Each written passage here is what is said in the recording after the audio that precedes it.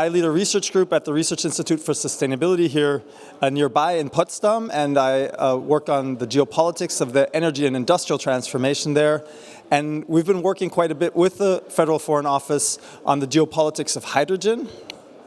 And now in a follow-up project, we're looking at sustainability aspects because that also has a geopolitical dimension and has a plays a very important role in Germany's hydrogen strategy. So why sustainability? Well, obviously sustainability encompasses climate mitigation, and we want to ensure, of course, with the ramp up of the hydrogen economy, that that does contribute to the mitigation of climate change, to the decarbonization of hard-to-abate sectors like a number of industrial sectors, steel, but also shipping and aviation.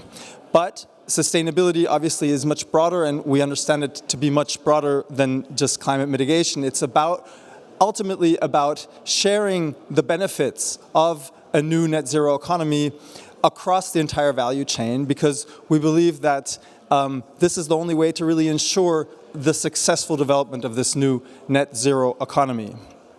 So that means that when we talk about the development of the hydrogen economy, that the stakeholders all across that value chain need to benefit. That means countries with abundant renewable energy potential that have the potential to produce renewable hydrogen need to benefit economically in terms of socioeconomic development from those investments. We need the communities where those investments will take place to benefit. We need their livelihoods, their environments to be protected, to really build those success stories. We need those success stories. We need those sustainable hydrogen projects to also then motivate other players, other countries that may be watching those pioneers, maybe watching those front runners that are taking the risk, that are embarking on this new pathway in this net zero economy, and to then actually follow their lead. So we think that looking at sustainability now in the early phases of the hydrogen economy development is absolutely essential to, like I said, build those success stories and then also allow others to follow and then get to that moment of acceleration that we need to then ultimately achieve the climate targets that we need hydrogen to contribute to.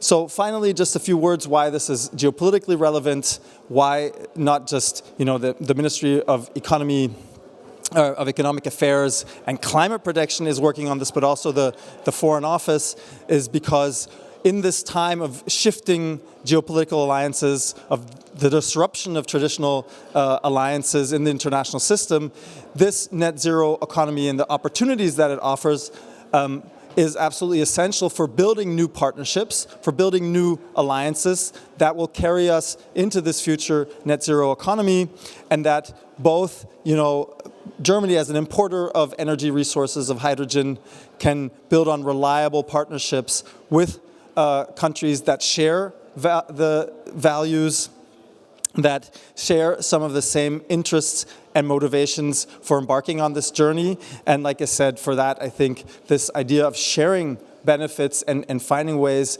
for all the actors across the supply chain to benefit and profit from this new net zero economy is critical. And with that, I'm going to close and thank you for your attention. Thank you so much, Dr. Rainer Quitzow, for that. Once again, we'll have time for questions from the audience. I have one here that you, right off the start, you talked about success stories and front runners. Can you give me one example where you'd be like, this is a success story, this is a front runner? Well, one success story that I find very interesting is it's a pilot project. I don't think it's a big success story in terms of already a flourishing global hydrogen economy, but it's a pilot project supported by the German government to produce what's called direct reduced iron in Namibia. We've talked a lot about hydrogen export, but here we're actually talking about using that hydrogen that can be produced at very low cost in Namibia and combine it with the iron ore, the iron resources in Namibia, which is oxidized iron that needs to be reduced with hydrogen. And there's a pilot plant being constructed, and when that completes, we'll have the basis not only for producing that hydrogen in Namibia, but then also reducing the iron, creating water from that oxidized iron and the hydrogen and feeding it back into the electrolyzer and creating not only a decarbonized but also a circular model when it comes to the water. That's a fantastic project. All right, we have time for a question from the audience. Tommy's here with the microphone. If you have a question, go ahead and raise your hand. If not, I have a couple more that I would be very happy to ask. All right, then I'll keep asking. I want to know, how can future exporters and importers of hydrogen work together to enable sustainable hydrogen ramp-up? Well, I think that right now the big sort of million-dollar question is, how do we ensure the offtake? How do we ensure then, based on that offtake, the financing of these projects? And I just mentioned this example of direct reduced iron in Namibia. Of course, Germany also has an interest in then exporting hydrogen from places from like Namibia, and I think the place to really work together is to look how the financing from the demand centers like Europe can really help catalyze investments that can then benefit the importers, those that want to import hydrogen from further afield, but also benefit then those local economies, those national economies, by putting them on a trajectory that goes much further than just the hydrogen molecule. That sounds, I want to think about going much further than, do you see any other sectors where you can learn lessons from, saying, oh yes, they're doing this really well in terms of sustainable energy in this sector or in this specific country?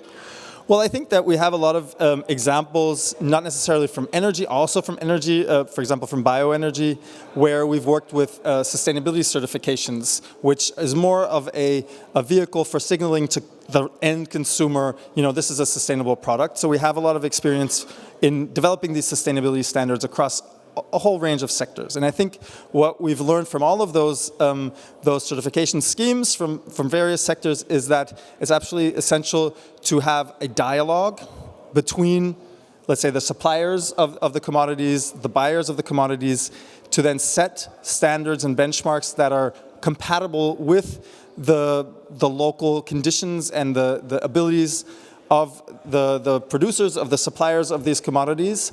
So you need dialogue to develop those standards, number one. Number two, you need to also have these standards be dynamic. We cannot expect players in the value chain to immediately tick all the boxes. And I think the successful schemes have shown that if you need to engage the suppliers, you need to get them moving along a trajectory of sustainable development, and then over time you ramp up the standards and improve the performance. That sounds like a complicated process, but an important one to do. You mentioned dialogue. Dialogue is especially important here at the Berlin Energy Transition Dialogue. I want to thank you so much for your time, Dr. Rainer Quitzow from RIFTS in Potsdam.